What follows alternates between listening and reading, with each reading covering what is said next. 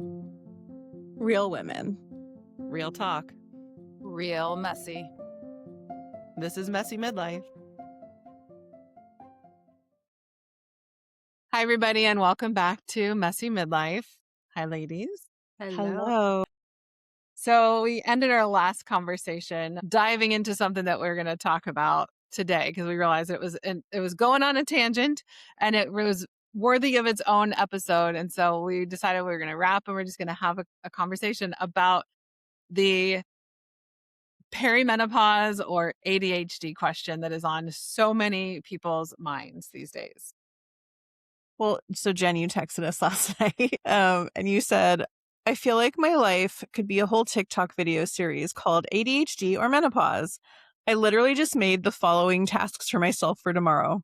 Wash towels, dry towels, fold towels, because laundry just doesn't cut it anymore. And my response was, every day I ask myself if I have ADHD, and Karen says, I do the same thing. And I mean, know. it really is like, I mean, I know I'm the one undiagnosed, a Mm-hmm. person of the three of us, but I think all the time, where did my brain go? Right. And I definitely was the person who always held it together, always multitasked, could pull things off at the last minute and do them really well. And like definitely have that part of me that procrastinates on things that are not going to be difficult. I just don't want to do them. And then I do them and I'm like, literally took 5 minutes and was so easy. Right. And so I wonder really quite often, is this something that I was just able to cover up so well, being so high functioning and intelligent, in my younger days? Was it was easy. I didn't think about it. And now in my late 40s, I'm like, where did my brain go? What happened to it? Can someone bring it back to me? And so I wonder, like, is there this component that was just never diagnosed? Is there this component that's always been there, but everything else, I had all the tools and skills I needed to kind of cover it up and thrive with it. And I feel like this happens a lot at this age. Like, I hear this from friends, I hear this from patients. And so I do wonder, and I know we've talked about this before, like a late diagnosis versus a later onset. I really do wonder what the truth is there. Not that it matters what words we say, but I mean, I have been actually thinking about, I probably need to find a psychiatrist and have a conversation about this, Like I just wrote on my to-do list before we jumped on the things I need to order in terms of supplements. I'm like, oh, I definitely need that focus supplement. Put that back on there. I don't know why I thought I could stop taking that, So Yeah. I'm curious with you too, because, you have had that diagnosis and are moving through all the hormone stuff as well, especially you, Jen, with having a hysterectomy and like, you went from perimenopause to menopause like that. Yep.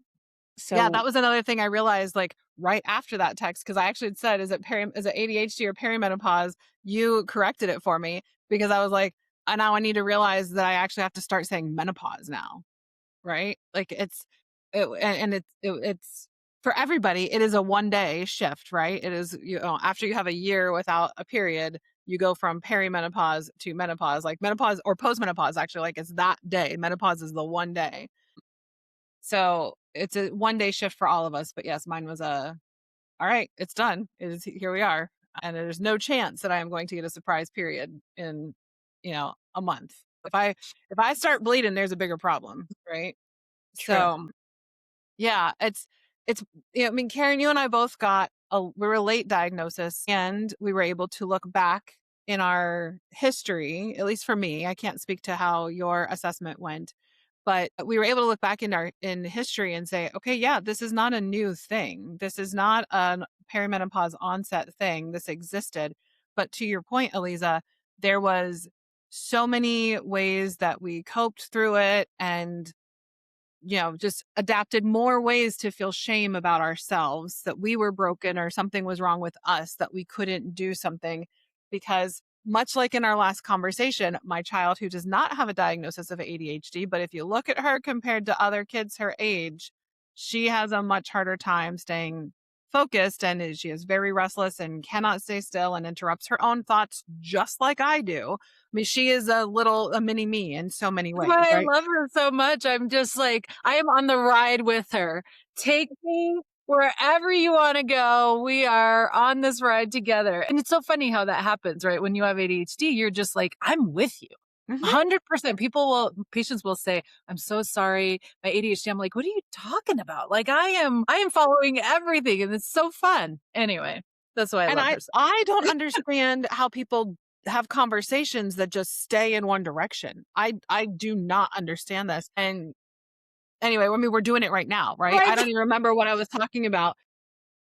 See, this is where I don't know. Is Aliza? I don't know. Look at her. She's just like, you're doing it again. And she's so calm and so like grounded. And here we are doing our thing all over Yeah. the place. Yeah, but I'm definitely like the still waters run deep. Like my surface is very, and then inside I'm like, you know. Yeah. Maybe you just haven't embraced it enough yet. Karen and I are just like, yep, here it is. We're just I mean, I mean, I feel all the things. I just don't know.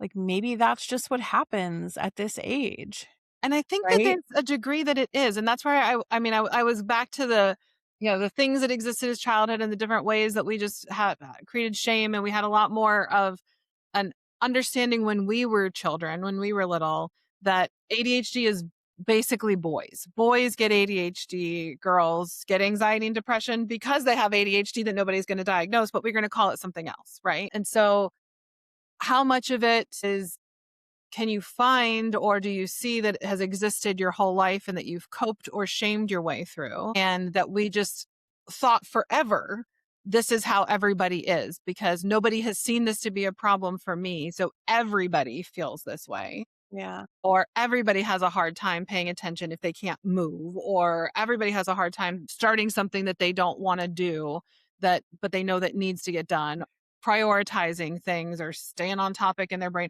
I mean, apparently people don't always have a song in their head. Who knew? Like I'm like I ask people what song is stuck in your head right now and like what are you talking about? Yeah. No, there's always like I wake up and there is music in my head. These things that I thought everybody had. I asked Mike, what are you thinking about right now? And he'll say, Nothing. And they mean it. What? no images, no songs, no to-dos, no, that was fun memories, nothing, blank. And he's like, yeah. So looking back in history is important, and like being able to tease apart what was society and what was, like our own stuff that was labeled incorrectly or what our own shame and what is actually just changes in cognitive function and hormones, because there are legitimately, I mean, I've got some of my patients who have been wondering, if they have ADHD or if it's just perimenopause, and they've been tested and it's not. They've been like it's just perimenopause. So there are things that can look like ADHD in perimenopause that aren't ADHD. Yeah. And I see it with the kids that I treat too, that there can be ADHD like presentations that are actually inflammation. And it's more about like an autoimmune attack on the brain. And it's not just about how the brain is wired.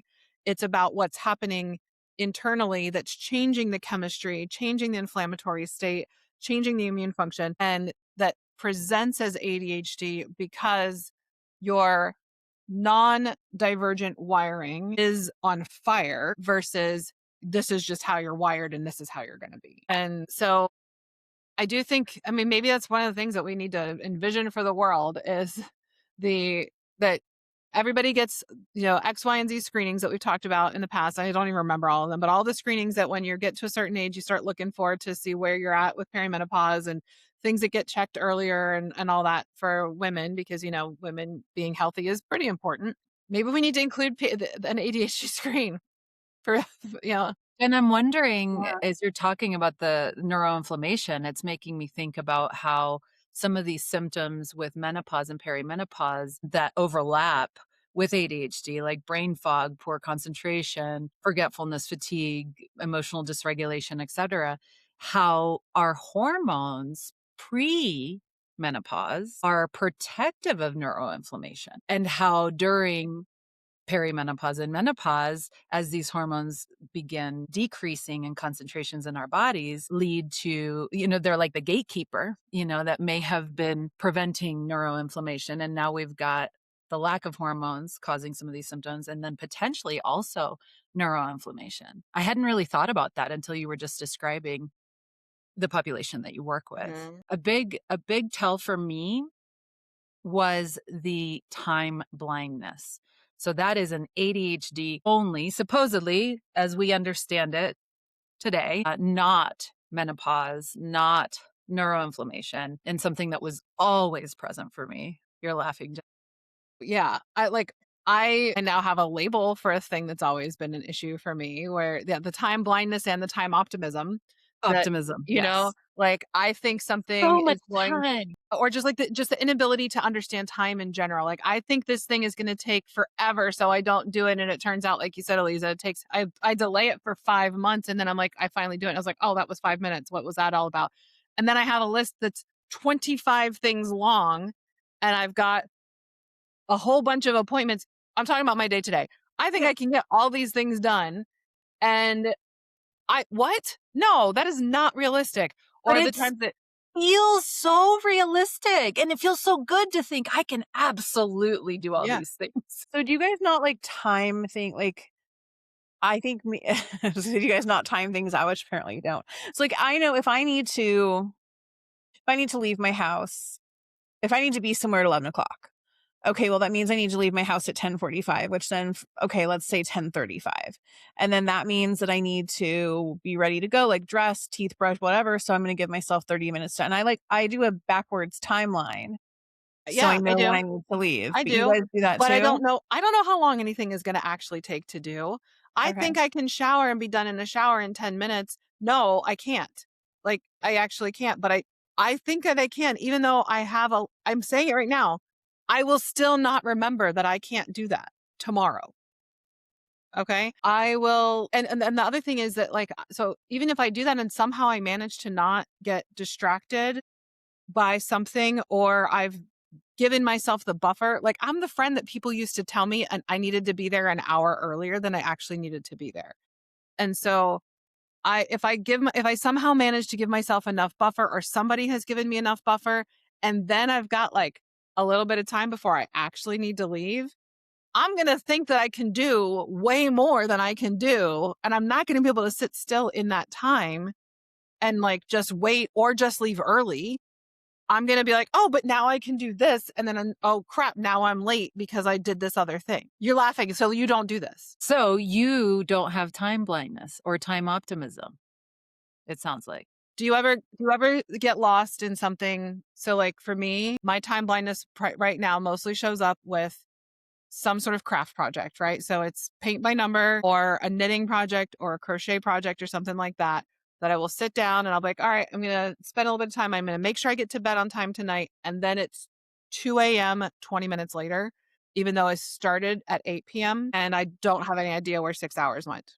And you probably never, if you go on TikTok or Instagram, you probably never start flipping through reels that you don't care about at all, but you can't stop doing it. And suddenly 4 hours later, you're not sure why you're still awake. No, I mean, I usually catch myself with that and I'm like, wait, what am I looking at? This is so boring. Cause sometimes I'll open up Instagram to like look at one of our messages, or, I love looking at all the rescue dogs, and, but then I'll look at it and I'll like, if I feel myself like getting sucked in where it's being mindless, I'm like, what am I doing? This is so stupid. I don't even like, and I notice this as I'm doing this. I'm like, none of this is interesting to me at all. Like, I actually, it doesn't matter if it's interesting or not. If it's boring, if it has any sort of dopamine hit, what's the next thing? What's the next thing? What's the next thing? I mean, I think that was my shopping addiction for a lot of years, was the dopamine hit. I mean, you've seen my closet, Jen. Like, I mean, clothes, shoes, handbags, wallets, like you name it, like thousands and thousands and thousands of dollars. I mean, at this point, probably hundreds of thousands of dollars, like, oh, I'm about to have surgery. I should definitely buy those Manolo Blahnik heels, definitely, that are going to be the most uncomfortable things that I'm never going to want to wear. But I should definitely buy those the week before I have surgery. But here's the thing, you probably remember all of the things that you have. So I couldn't come into your closet and I couldn't just go shopping and you wouldn't know that anything was missing. You could go shopping in my closet and I would never know. It's weird. I think I think what we're going to figure out, and maybe people are figuring this out, this isn't my area of expertise medically, is that there are a lot of different levels and presentations of it. Because there are certainly components of it that I do feel, and then there are components that I'm like, no, I don't do that. So I think that we might see that there's just different character traits or ways that things present, but it's still under the same umbrella. And there can be so many other things as well. I agree with you. Yes. I think everything is a continuum. Every kind of diagnosis can fall in a continuum. And, there's also trauma and there's also, physiological tendencies genetically towards different things that are not ADHD as well There's as systemic inflammation and pain that makes it hard to stay focused. Yeah. There's a lot of things. My guess, just knowing you and just with some of the stuff that we're going through, my guess is that you probably have some ADHD-like presentations sometimes, but you don't have ADHD. Yeah. That said, there is some really strong connections with like disordered eating and ADHD, especially binge eating disorder and ADHD. And there's just a lot of things that we missed in women that turns out if we just understood it.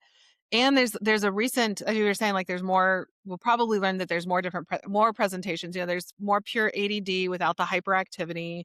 Then there's apparently a new subtype that has recently been identified. Did you guys see any of these news articles or about it? That is a more, they're saying, quote unquote, more severe form that has more emotional dysregulation associated with it. I have like the ADND, or ADSD. Like, I just want to sleep. I just want to I have no hyperactivity. I don't want to I just want to sleep. That's the only activity I want. There's definitely no hyperactivity part of it. I'm curious, Aliza, about this for you, because my hyperactivity and what I see mostly in women is a cognitive hyperactivity. Mine was never physical. I could have sat and colored or, done a certain activity for hours, but my mind was very, very active. And I used anxiety as a way to dispense to help me focus. Did you ever experience that? I mean, I've certainly had periods where my mind just never stopped. I feel like, and maybe it's just, chronic illness and, the fatigue that comes with that, but I feel like that's actually been so much better for me. Even things like in medical school. And granted, there's obviously the really strong connection with, ADHD and gluten when you have a sensitivity or an allergy to it.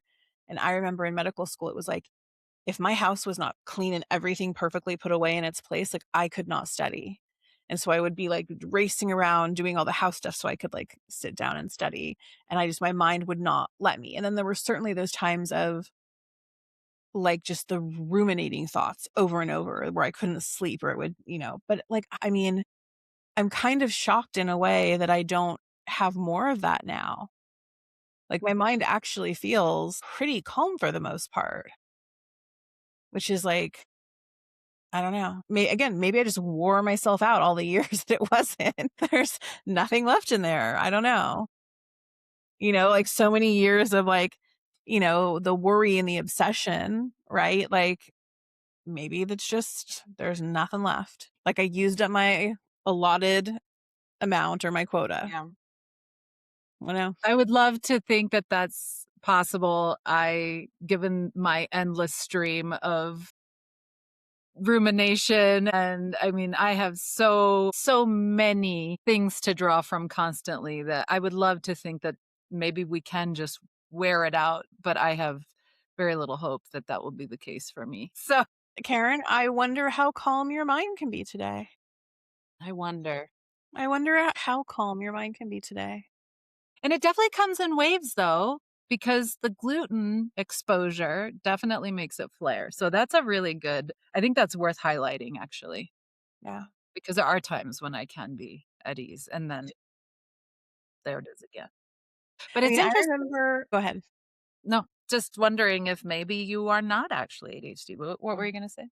So I just remember the first time I ever did, testing like that, that looked at all of the different components of, wheat, gluten and non-gluten, all those things, and looking at the kind of neurological associations with ADHD, with OCD, and like I mean, there's, hundreds of different components of that. It's not just gluten or not. And looking at those connections and thinking like, this actually makes sense, right? I'm Jewish and Italian, and I grew up eating that. It was just part of our everyday. And I did honestly through medical school. And I just wonder if that's also a part of like really like having that 100% out of my diet for years. It has actually helped that brain calm down. I mean, I used to wake up in the middle of the night and be like, oh my God, did I put the order in for that MRI for that patient? Did I sign that chart? Did I do that dictation? Wake me up in the middle of the night. And now like, oh yeah, okay, I should do that tomorrow. No, is it possible to like go to the complete opposite?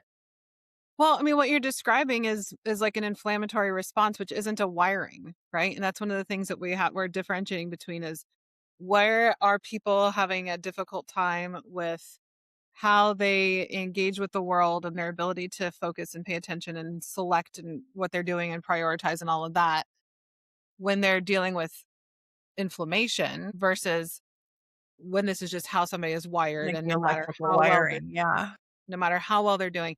And I think that that's one of the places that it can get a little bit dicey, right? Is where people are at with the easy button, like ADHD is the easy button right now and it's trending and, especially for women our age because legitimately there are some of us that this has been a thing all along and we just were not appropriately diagnosed and like our lives probably would have been substantially different if we had been appropriately diagnosed.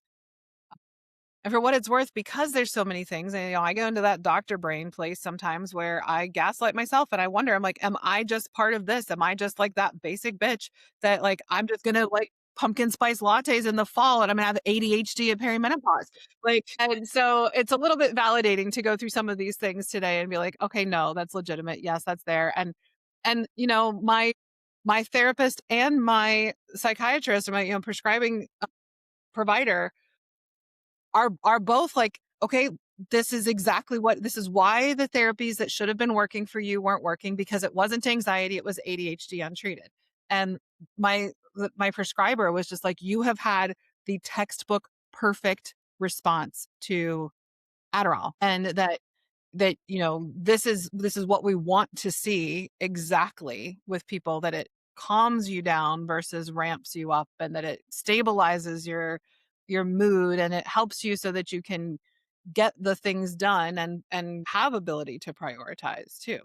I was thinking about that actually with you, Jen. It's like how when you started the medication, it was like it slowed you down. Hmm. It helped your mind just and like make like things were able to be more methodical and planned. I think about that a lot with you. Hmm. Like what you were saying earlier, Karen, you'll say, what's on your mind? Nothing. I had that happen for the first time in my entire life after I started Adderall. And I remember saying to my husband, oh my God, I am not thinking about anything right now. And he's like, yeah, that's normal. And I was like, what? This has Yeah. never in my life happened.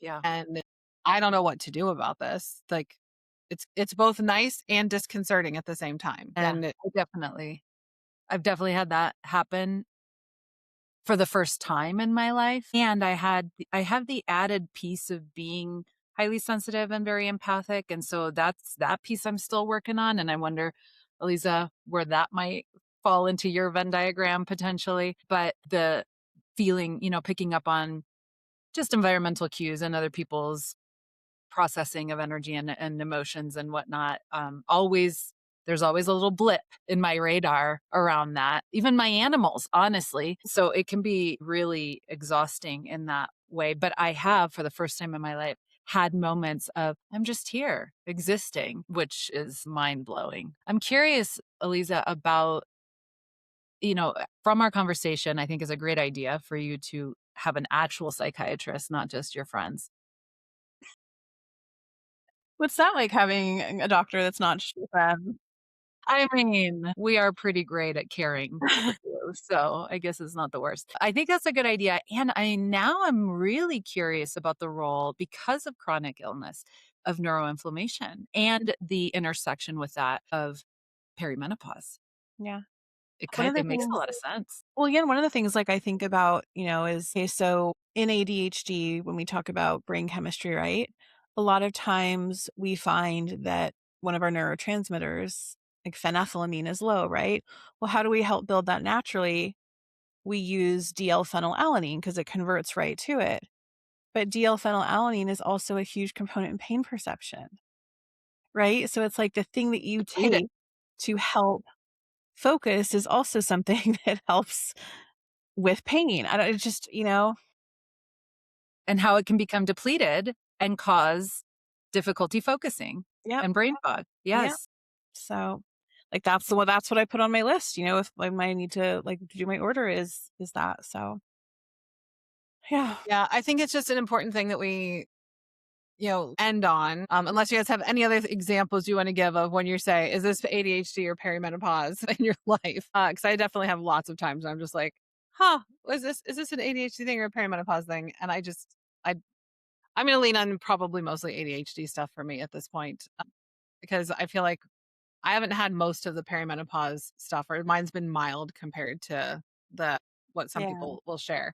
So, but I think it's just important that we end on a reminder that there are a lot of things that can impact your mood, your focus, your memory, your Pain. energy, like your willingness to do things, like your attention. All of those things can be affected by lots of things, by depression.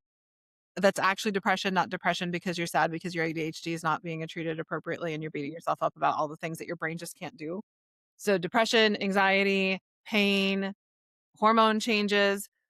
We also need to give maybe a little bit of hope that, like, hormone shifts, our body eventually adapts to them. So sometimes it's just like the crazy hormone shift that when things are chaos and then it settles back down, that, there's people who were fine before they got their periods, or went through puberty, males too, like, go through puberty, and then puberty creates chaos, and then you settle down and you have some consistency and regularity. And then you go through, cougar puberty and things go crazy again, and then they settle down again. And it's just in the transition places that are really, really rough. And, like, we get settled into our new normal and our new chemical normal and hormone normal, and things also adjust. So for anybody who is feeling frustrated because maybe you have been part of the trend and wondered if you had ADHD, and, like Aliza, wonder if is this ADHD, maybe it's not really. And I honestly, knowing you even before this, I would be surprised if you got diagnosed with ADHD, honestly, but I could be completely wrong. But if anybody else is like, but there's got to be, why isn't this? This just needs to be the answer. This was so helpful for my friend, or it was so helpful for this person, or all these other people are getting this help. I want this too. If that ends up not being the solution for you, one, know that if it's not the right thing for you, it's not going to feel good. The people who don't have ADHD, you get ADHD meds, it doesn't feel that good, you know, and that there is some other answer. It's just keep looking, because there's a reason that your brain is changing. And go back and listen to our episodes on hormone replacement and testing and things like that, and other options if hormone replacement isn't really an option for you, because there are things that can help, that your brain might not be working appropriately or working the way that it used to. And it doesn't necessarily mean that it's ADHD. And it doesn't mean that you're just stuck that way forever either. There are definitely things you can do. Yeah. Yes. All right. Well, Aliza, we're going to have to get updates from you if you actually go and Okay. get evaluated. I kind of And want to, just to see. yeah. It could be like It's on my list of all all the the things. things I have to do right now medically. It's maybe in the middle, so it might be a little while before we have an update. Oh, it's in the middle. I would think that it would be even lower than that, but yeah. Well, it's lower than it's above my hearing test. Above the hearings. Oh my God. All the things that we have to think I about. told you guys, I went into the ENT and I was like, I think maybe I just have all this impacted earwax because I'm just like not hearing as well. And it's been like getting progressively worse. And you might have to like just do that. And he was like, your ears are perfectly clean. They look beautiful. There's not a smidgen of earwax in there. And I was like, okay, so I just can't hear and can't see now. Great. You're just in Lovely. midlife. Yeah. Sorry. I had a friend say to me just last night about, are we on the other side of the hill now? And I was like, I hate to tell you, statistically speaking, we've been on the other side of the hill for a couple of years now, at least. So yes, we are on the other side of the hill. It's just happening now. What is it? I think Cindy might have said this, that we're the young old people. Like, we're not there yet, but we're getting close to be the young old people. So we haven't crossed over into 50. I feel like once you get into 50, Yes. Yeah, the that young was old Mike people. saying he's now the youngest of the olds, and he was not okay with that. All right. Well, Aliza, let us know if you actually get through all the things and make it down to that place. You know what's going to happen? You're going to get down to that place and it's going to finally be like at the top of your priority. And you're like, but I'm fine now. I'm good. Because all this other stuff has been taken care of. And I realize of course. I'm That's good. fair. That's fair. Yeah. Let us know. I All will. Take Love care, you guys. ladies. Love you. Love you guys. If our messy is your kind of messy, we'd love for you to rate, review, and follow or subscribe wherever you get your podcasts. We'd also love to know what's on your mind. If you were to join us, what would we be talking about? Email us at messymidlifepodcast@gmail.com or message us on Instagram or TikTok.